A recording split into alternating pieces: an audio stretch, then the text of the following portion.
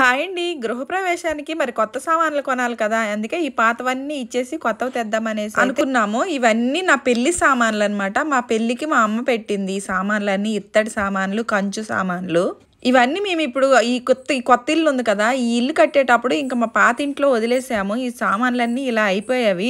ఇవొచ్చేసి నాకొక 17, 18 సంవత్సరాలు అవుతుంది పెళ్ళయ్యి. అప్పటి నుండి అనమాట ఒకసారో, 2 సార్లో తోముంటాము. ఇంక అప్పటి నుండి తోమక ఇలా నల్లగా అయిపోయేవి.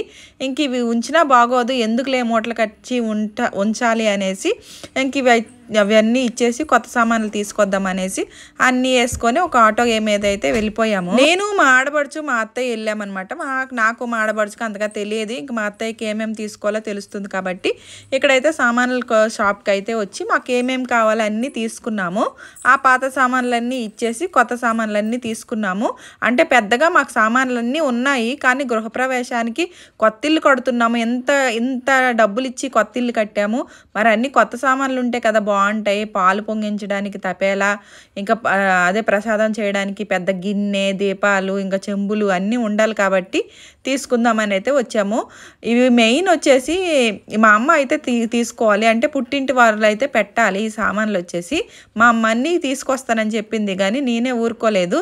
ఇంకా నాకు ఆడ అన్ని పాత సామాన్లు ఉన్నాయి. ఇప్పుడు కాకపోతే అవన్నీ ఎప్పుడు ఇస్తాను, అవన్నీ ఇచ్చేసి కొత్త సామాన్లు అయితే తీసుకుంటాను అనేసి నేను కొనుక్కున్నాను ఈ సామాన్లు అనేసి.